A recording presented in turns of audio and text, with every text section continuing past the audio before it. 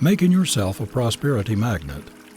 Though culture is the most important business of life, the habit of claiming as our own, as a vivid, present reality that which we desire with all our heart, is a magnetic power which attracts the things we long for. The more persistently we hold the prosperity thought, the more we strengthen and intensify it, the more we increase its power to attract prosperity. Thinking abundance, visualizing prosperity, will open up the mind and set the thought currents toward increasing supply. We are so made that about all we get in life is the reflex of what first flows out from us. Whatever thought you send out will draw to you in the material world a corresponding reality. Every human being is a magnet, the attractive power of which may be developed in any desired direction. Each one can so direct this power that he can draw to himself whatever he wills. Before your life can be really effective, you must make yourself a magnet for the things that will make it so. You must learn how to attract, how to draw to yourself all that will help you to succeed in your work, that will enable you to attain your ambitions. If poverty is holding you down, you can conquer it by making yourself a prosperity magnet. We are living in the midst of a stream of inexhaustible supply. It is one's own fault if he does not take from this stream whatever he needs. What we get in life, we get by the law of attraction. Like attracts like. Whatever you may have managed to get together in this world, you have attracted by your mentality. You may say that you have earned these things, that you have bought them with your salary, the fruit of your endeavor. True, but your thought preceded your endeavor.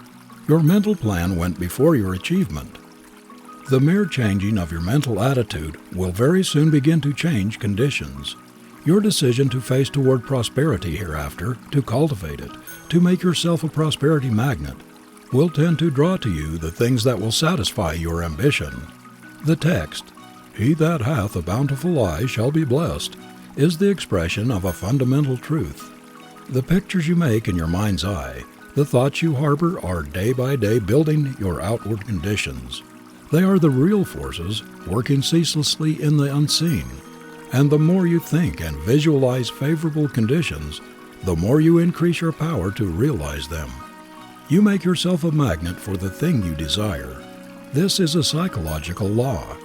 If you want to become a prosperity magnet, you must not only think prosperity, but you must also turn your back resolutely on poverty. Begin today. Don't wait for tomorrow or next day. If you don't look prosperous, assume a prosperous appearance. Dress as far as possible like a prosperous man or woman. Walk like one. Act like one. Think in terms of prosperity. A mental healer could not cure a cancer by holding in his mind a picture of the hideous disease, with all its horrible appearances and symptoms. He must eliminate all this from his mind. He must see his patient whole, healthy, clean, just as God intended him to be, free from all disease. He must picture to himself the ideal man and declare his divinity. The same thing is true in curing yourself of poverty. You cannot do this as long as you hold poverty-stricken conditions in your mind. If you want to be prosperous, you must hold the prosperous thought, the prosperous picture in your mind. You must refuse to see or recognize poverty. You must not acknowledge it in your manner. You must erase all marks of it, not only from your mental attitude, but as far as possible from your appearance. If you are not able to wear fine clothes at first, or to live in a fine house, you can radiate the hope and expectancy of the glorious inheritance which is your birthright, and everything about you will reflect this light. Prosperity begins in the mind. You must lay its foundations in your thoughts. Surround yourself with a prosperity atmosphere. In other words, you will build into your environment, into your life, whatever dwells in your mind. We hear of some people that they are always lucky. Everything seems to come their way. Things come their way because there are invisible thought forces radiating from their minds toward the goal they have set for themselves. Things fall in line and come our way just in proportion to the force and velocity of the thought forces we project. Thinking better things might be called the first aid to the poor. To picture yourself as prosperous, living in a comfortable home, wearing good clothes, surrounded with the refinements of life. in a position to do your best work and the service of mankind. This is to put yourself into the current that runs successward. It is a strange thing that most of us believe the Creator will help us in everything but our financial troubles. We seem to think that it is in some way almost sacrilegious to call upon Him for money to meet our needs. We may ask for comfort, for solace in our afflictions, for the assuaging of our griefs and the healing of our diseases, but to implore God to help us to pay the rent, to pay off the mortgage on the home or the farm, does not seem quite right. Yet we know perfectly well that every mouthful of food we eat, the material for the clothing we wear and for the houses we live in, every breath we breathe must come from this divine source of infinite supply. If the sun were to be blotted out, or to cease to send its magic rays to the earth, in a few days there would not be a single living thing on the globe. Not a human being, not an animal could exist without it. Not a tree, not a plant, not a flower, no fruits, no vegetables, no grass, nothing green. No vegetable life would be possible. Without the sun's energizing power, all life would cease on this planet. It would be as cold, barren, and lifeless as on the moon. The Creator is the builder and provider of the universe. Everything we have comes from Him, and without the supply which flows from His abundance, we could not live a single instant. And why should we not look to this great source for our money supply? The truth is, we were all intended to live the life abundant. The Creator never meant His children to grovel in poverty, to spend their lives in drudgery and uncertainty. They have a right to their inheritance of all that is good and beautiful, all that is needful for their welfare. We were not intended to live in the pinched, starved, stunted lives of paupers. It is our own fault if we do. The door to opulence is open to every human being born into this world, and no one but himself can close that door. No human being can shut out the lowliest child that is born from his divine inheritance. The only real poverty is in the mind, and no one can control one's mind but himself. Never for a moment harbor the thought that anything can come to you but prosperity, for this is your birthright, and because it is, you should demand it. Instead of admitting poverty, say to yourself, I am in the midst of abundance. I lack nothing that I need because my Father is the infinite source. Turn your back on poverty. Make up your mind that you will never again have anything to do with it, that you will not encourage it by dwelling on and visualizing poverty suggestions. Face toward prosperity. Think of and plan for prosperous conditions. Struggle toward prosperity with all your might, and you will draw it to you. Suppose you are poor and live in a humble home. Just have a talk with your wife and children, and make up your minds that you will all focus on your objective, improved conditions, that you will face the other way, toward prosperity instead of poverty. Say to yourself, it is a shame for God's children to exhibit such a pauperized appearance. It is a reflection on my Father, Mother God, to go about among my fellows looking as though everything had gone wrong with me, as though I were disappointed with life. This is ungrateful. I can at least show gratitude for health, for the privilege of living in God's pure air and sunlight, by holding up my head and walking erectly, joyously, as His child should. I am really insulting the Creator to whom I pray by reflecting such despair and degrading poverty in my mental attitude, thus erasing the divine image from my face. No matter how little I have, I can at least appear respectable. I can show that I respect myself by doing away, as far as possible, with the depressing appearance and influence of poverty. Tidy up your home and make it as neat and cheerful as possible. Do the same with your dress and general appearance. Keep yourself better groomed. Look up, brace up, brush up, struggle up. Surround yourself with an atmosphere of hopefulness and show everybody by the new light in your eyes, the light of hope and expectancy of better things, that there is a change in you. Your neighbors will notice. They will see a change in your home, in your wife, in your children. The change in the mental attitude of yourself and family through facing toward the light instead of darkness, toward hope instead of despair, will make a tremendous change in your whole outlook on life. In this way, you are making yourself a prosperity magnet. You are radiating thought waves of hope, of ambition, of determination.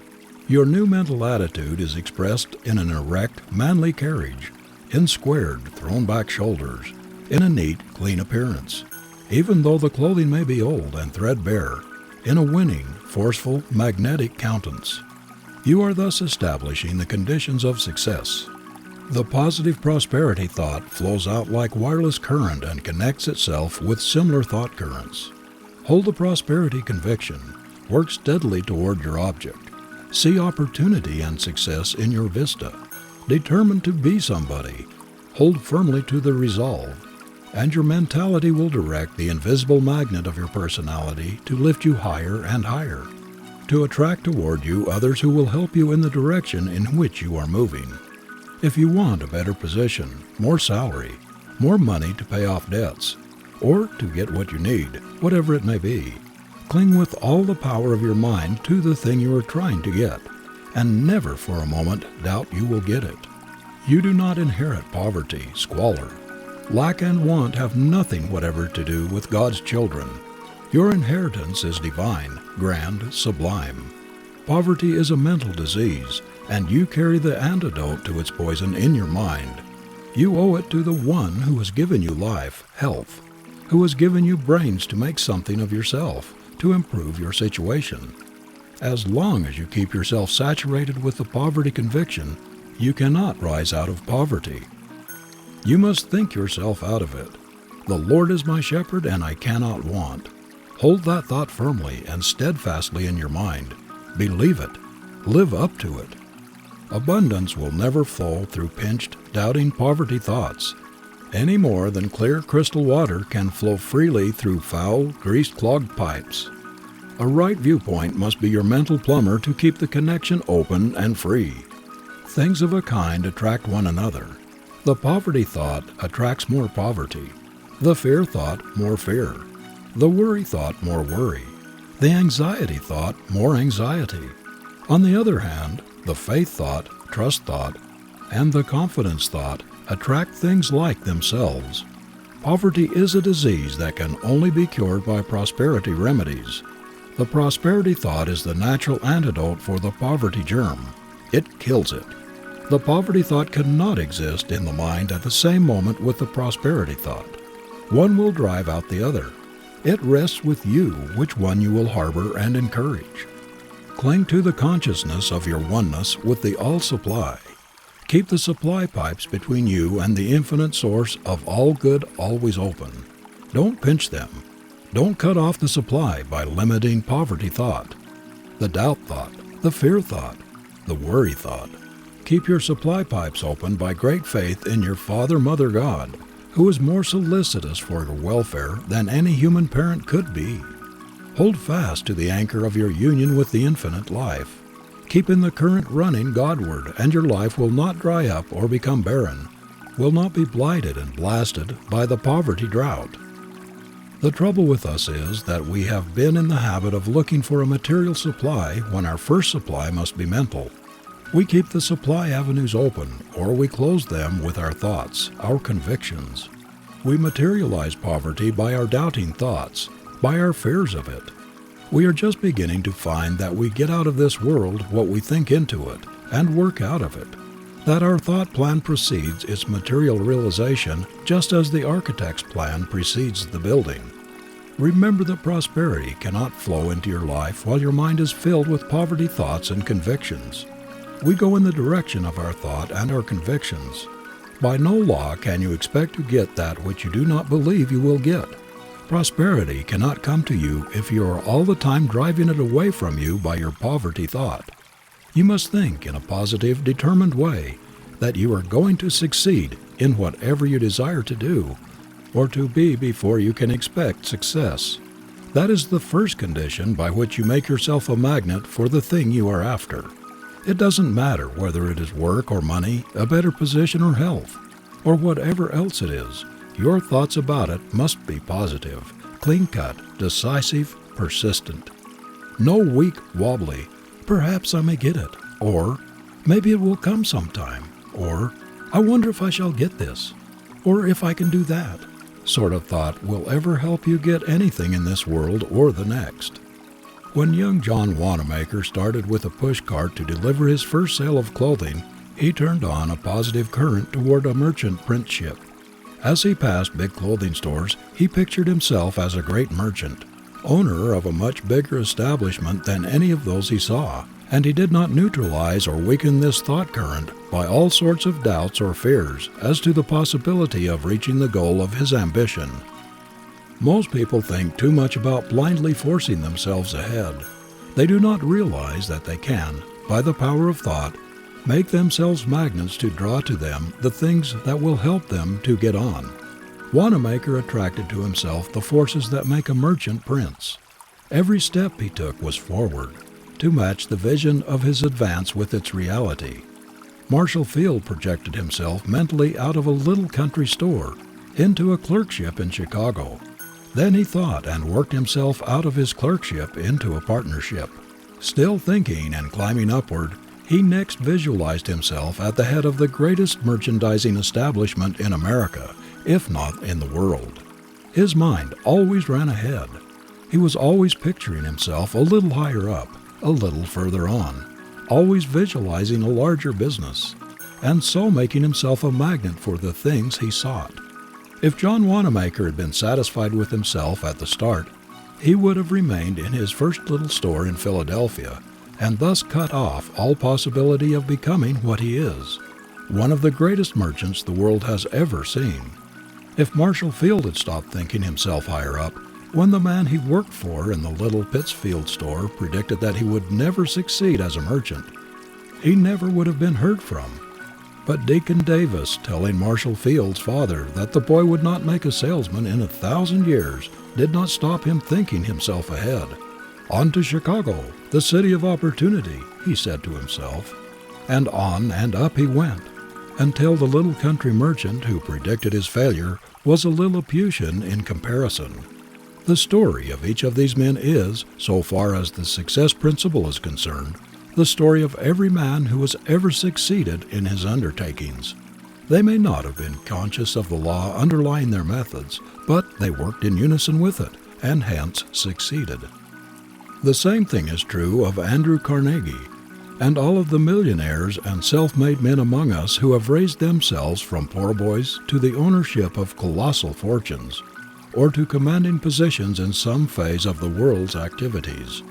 Anyone who makes the accumulation of a fortune his chief goal, and who has grit, determination, willpower, and sufficient faith in himself to stick to his purpose, will get there. But long before the youth who chooses such a goal has reached it, he will have dwarfed his manhood and shriveled his soul. To get away from poverty is one thing. To set one's heart on money as the ultimate good is another, and quite a different thing. There is a whole world of difference between so saturating one's mind with the thought of money and its acquisition that there is no room for any other aspiration, and the constant dwelling on the black and hopeless poverty thought, the incessant picturing yourself as a pauper until you are so convinced of poverty's hold on you that you destroy the very ability which should help you get away from it. People who are down and out financially are down and out mentally. They are suffering from a mental disease of discouragement and loss of hope. There ought to be institutions conducted by government experts for the treatment of these poverty sufferers, for they are just as much in need of it as are the inmates of our hospitals. They need advice from mental experts. They have lost their way on the life path and need to be shown the way back. They need to be turned about mentally so that they will face the light instead of the darkness. They should be shown that they are stopping up their prosperity pipes, cutting off their source of supply by their pinching, poverty-stricken, limiting thought. Their whole mental attitude points toward failure, toward poverty, and by a natural law their outward conditions conform with the pictures they hold in their mind. This poverty disease could be cured in the case of the majority of down and outs, the failures by proper mental treatments. If the people in the great failure army today could be shown that as long as they hold the poverty thought and go about with a sad, dejected expression on their faces, as though there were no hope in life for them, they will continue to be poor. but that if they will only turn about and face the sun, so that their shadows will fall behind them, their conditions will begin to improve. They would quickly take a new lease of life and courage. These mental prosperity treatments would generate in them a new hope that would cause them to brace up all along the line. What a revelation would come to the poor people of the world if they could only eliminate from their minds for a single year the poverty thought. If they would erase from their minds poverty pictures and all the suggestions of grinding want that sadden and discourage. If instead of expecting poverty and all that the idea implies, they could go through 1 year expecting just the opposite: prosperity, visualizing, talking prosperity, thinking prosperity, acting as though they expected to be, as though they were prosperous. Just this radical change of thought, this transposition of mental attitude, the persistent holding of the prosperous viewpoint for a year, would not only change their whole outlook on life, but would revolutionize their material conditions. They would brush up and clean up the things they have. Their ambition would grow. Their new way of looking at life would give an upward tendency to their surroundings. No matter how poor, their squalid aspect would go. Everything would take on a different appearance. There would be a new light in the people's faces. There would be hope there instead of despair. Expectancy of better things would give a glow of cheerfulness to their countenances. There would be a light in their eyes which was never there before. Working in the spirit of hope and expectancy of better things, instead of that of discouragement and the fears of even greater poverty, they would forge ahead in a way that would astonish themselves. The time is not far away when we shall have prosperity practitioners who will make a specialty of teaching people how to free their minds from thoughts that produce poverty by replacing them with their opposites, thus constantly enlarging the mental power of attraction until the mind becomes a powerful magnet, ever attracting prosperity. These specialists will teach people the creative power of right thinking and will show them how to attract their desires instead of killing them, as many do, by wrong thinking. Clergymen of the future will do much toward eliminating poverty from among their people by instructing them to turn their backs on it and to face toward prosperity. They will teach them how to draw to themselves the sunlight of prosperity. The cure of physical disease is effected by arousing the curative, restorative forces within the individual. These are brought into operation largely through faith in the physician, in the remedy, in the healer. The healthful mental attitude thus created overcomes the disease. The cure of poverty is usually a mental disease, is effected in a similar way. The sufferer must first of all have faith in the great physician of the universe.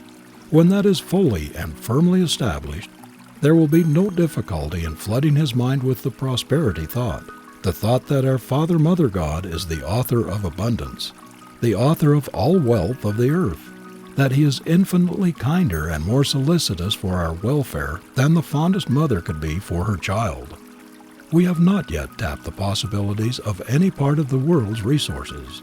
Every inhabitant of the earth today is treading on secrets which would emancipate man from drudgery and allow him to live happily instead of merely to eke out a wretched subsistence as he has done up to the present. Hitherto, in the great majority of cases, we have barely been existing on the husk of things.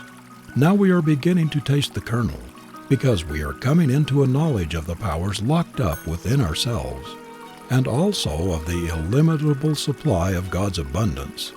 Here and there, people are mastering the law of opulence.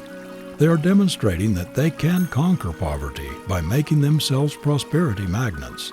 That is, by thinking and working in conformity with the law of opulence, of abundance. It is monstrous that so many of God's children are starving right on the shores past which the stream of inexhaustible plenty flows, a stream laden with all the rich things of the universe. There is no excuse for the horrible misery and suffering that exist in our midst. There is no reason why the children of the King of Kings should be harassed and tortured, driven into premature graves by poverty, for the Creator has produced enough to make every one of His children rich, to give them an abundance of all they need. There is no necessity for those who have inherited all the good things of earth to remain poor. The very structure of the human machine indicates that it was intended for the best, that it was planned for comforts, for luxuries, and not for poverty-stricken conditions. If we could only realize the far-reaching influence of always expecting the best to come to us, always expecting opulence, success, we would never allow ourselves to be dominated by the black pictures of poverty and failure. If everyone who is suffering from the limitations and humiliations imposed by a grinding poverty would proceed to establish the prosperity habit along the lines suggested, they would, by continually holding the prosperous thought, convince the subconscious self that we were made to be successful, that prosperity belongs to us. We should soon sight the millennium. When we affirm our divinity and claim our heritage, when we realize that our birthright keeps us in touch with the very source of all supply, when we know that it was never intended that God's children should be poor or go hungry, that it was never intended that they should live in poverty-stricken conditions, then we shall have struck the very basic principle of prosperity. Hold the victorious attitude toward life and you will overcome all unfavorable conditions.